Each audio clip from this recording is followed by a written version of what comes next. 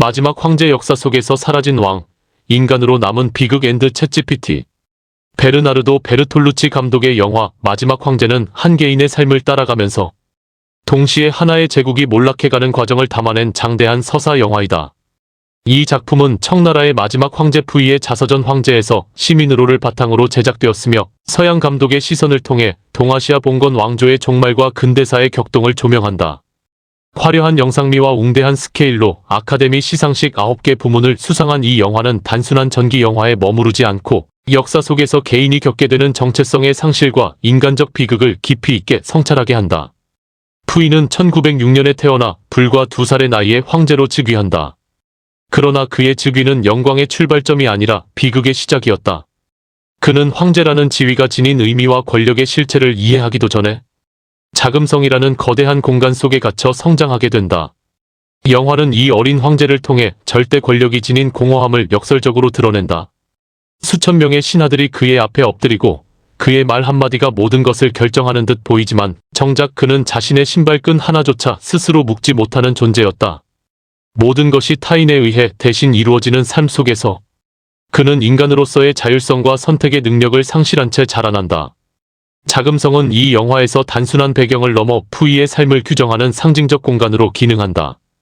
가로 750m, 세로 980m에 이르는 세계 최대의 궁궐인 자금성은 외형적으로는 웅장하고 화려하지만 그 내부의 삶은 철저히 단절되고 고립된 세계이다. 영화 속 푸이는 자유를 갈망하지만 그에게 허락된 자유란 자금성 내부에서 자전거를 타고 도는 정도에 불과하다. 굳게 닫힌 문은 황제를 보호하는 장치인 동시에 그를 가두는 감옥의 문이 된다.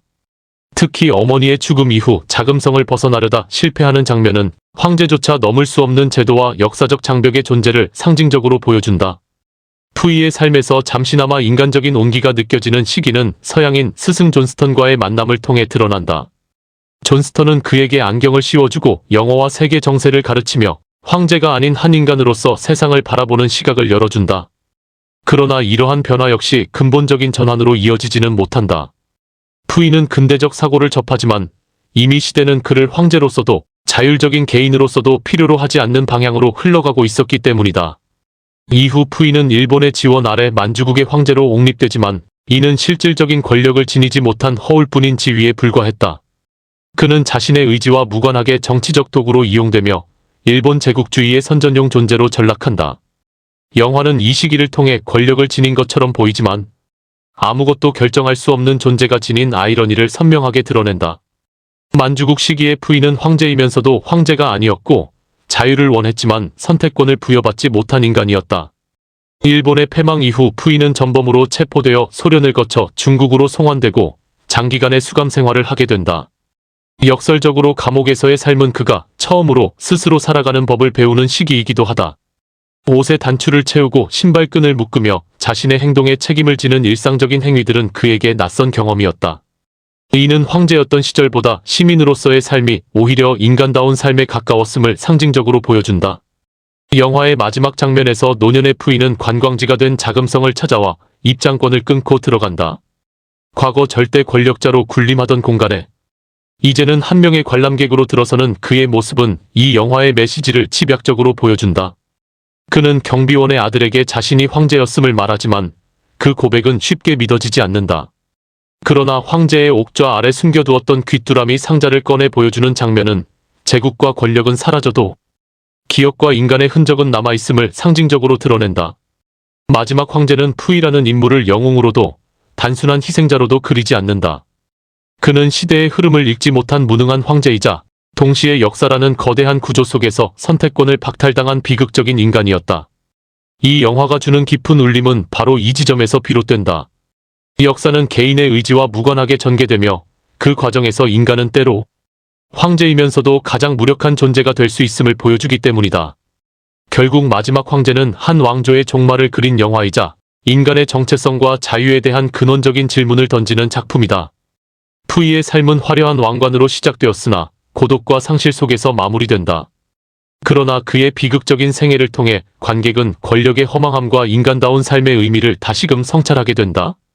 역사의 소용돌이 속에서 휘말려간 한 인간의 초상을 통해 이 영화는 시대를 넘어 여전히 유효한 질문을 우리에게 던지고 있다. 황제였으나 한 인간이었던 존재의 초상 영화 마지막 황제를 보고 엔드 AI. 황제의 일생을 다룬 영화라 하면 우리는 흔히 권력의 정점과 그 몰락을 떠올린다. 그러나 베르나르도 베르톨루치의 영화 마지막 황제는 권좌의 영광보다도 그 자리에 앉아 있었던 한 인간의 고독과 무력함을 오래 응시한다. 이 영화는 중국의 마지막 황제 푸이의 일대기를 따라가면서 역사라는 거대한 흐름 속에서 개인이 얼마나 무력해질 수 있는지를 조용히 증언한다. 푸이는 3살의 나이에 황제가 된다. 그는 스스로 선택하지도 이해하지도 못한 채 천자의 자리에 올려진다. 자금성의 붉은 담장은 그를 보호하는 성벽이자 동시에 세상과 단절시키는 감옥이다. 수천 명이 머리를 조아리지만 정작 그 안에는 또래의 친구도 자유도 없다. 영화는 이 역설적인 장면들을 통해 가장 높은 자리에 오른 존재가 가장 자유롭지 못하다는 사실을 담담히 드러낸다. 시간이 흘러 왕조는 무너지고 황제는 더 이상 황제가 아니다. 그러나 푸이는 자신이 무엇이 되었는지조차 알지 못한다. 그는 늘 누군가에 의해 규정되어 왔기 때문이다. 황제, 퇴위 황제, 일본의 꼭두각시 황제, 전범 수용소의 죄수. 그의 정체성은 언제나 타인의 언어로 불려왔다. 영화가 던지는 질문은 분명하다. 이 사람은 과연 한 번이라도 자기 자신이었던 적이 있는가? 영화의 후반부, 푸이가 노동과 자아 비판을 통해 평범한 인간으로 재사회화되는 과정은 많은 생각을 남긴다. 정치적 해석을 떠나 그 장면들은 한 인간이 비로소 자기 발로 땅을 딛는 순간을 상징한다. 빗자루를 들고 마당을 쓸며 자전거를 타고 거리를 지나가는 노년의 푸이는 더 이상 황제도 죄수도 아니다. 그는 처음으로 아무것도 아닌 존재가 된다.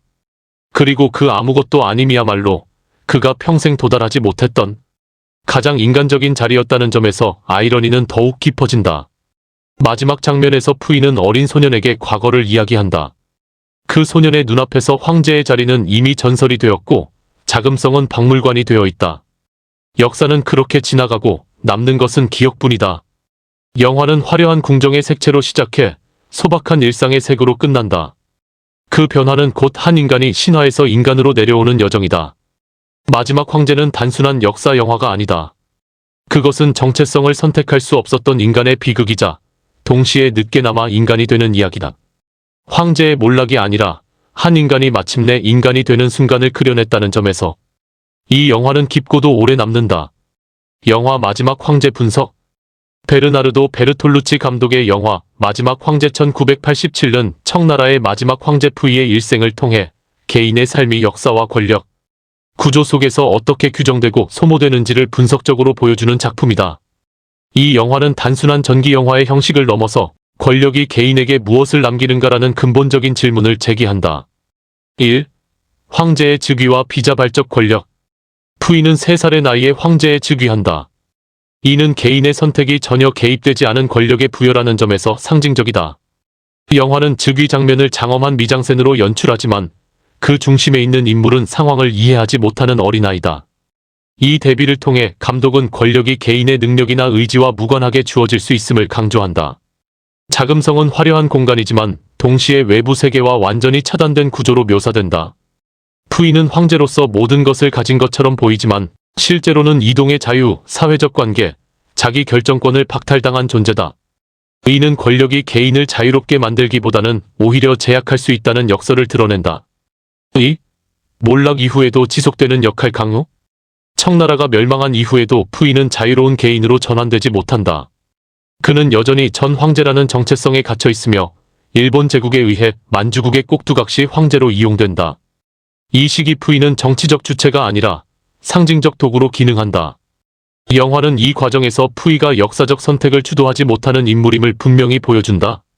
그는 늘 더 큰 권력 구조 속에서 움직이며 자신의 행동이 갖는 의미조차 인식하지 못한다. 이는 개인의 도덕적 책임과 역사적 조건 사이의 긴장을 분석하게 만든다. 3. 시간 구조와 회상의 기능. 마지막 황제는 선형적 서사를 따르지 않고 수용소에서의 현재와 과거의 회상을 교차 편집하는 구조를 사용한다. 이러한 시간 배열은 푸이의 삶이 하나의 일관된 서사가 아니라 단절과 반복의 연속임을 강조한다. 특히 수용소 장면은 과거를 반성하는 공간으로 기능한다. 이곳에서 푸이는 처음으로 자신의 과거를 타인의 시선이 아닌 스스로의 인식 속에서 재구성하게 된다. 시간 구조 자체가 자기 인식의 성장을 표현하는 장치로 활용되고 있는 것이다. 4. 공간 연출과 권력의 시각화. 영화에서 공간은 단순한 배경이 아니라 권력 구조를 시각화하는 중요한 요소다.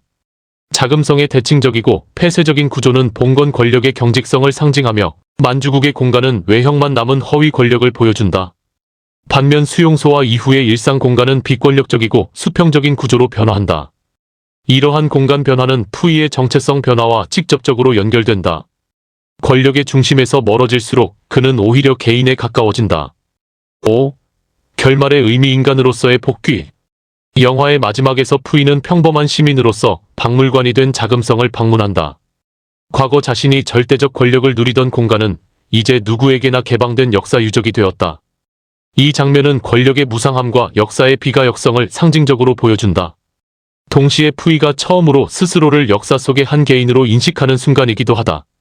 그는 더 이상 황제도 정치적 도구도 아닌 한 인간으로 남는다. 영화는 이를 비극이 아니라 오히려 인간적 완성에 가까운 상태로 제시한다. 결론. 마지막 황제는 한 인물의 몰락을 통해 권력의 본질과 개인의 정체성 문제를 분석적으로 탐구하는 영화다. 이 작품이 던지는 핵심 메시지는 명확하다. 권력은 개인을 위대하게 만들기보다 종종 개인의 삶을 박탈한다는 점이다. 푸이의 삶은 역사적 비극인 동시에 인간이 자기 자신으로 돌아오기까지의 지연된 여정이다. 이러한 점에서 마지막 황제는 역사 영화이자 개인과 구조의 관계를 사유하게 만드는 사회철학적 텍스트로 평가할 수 있다.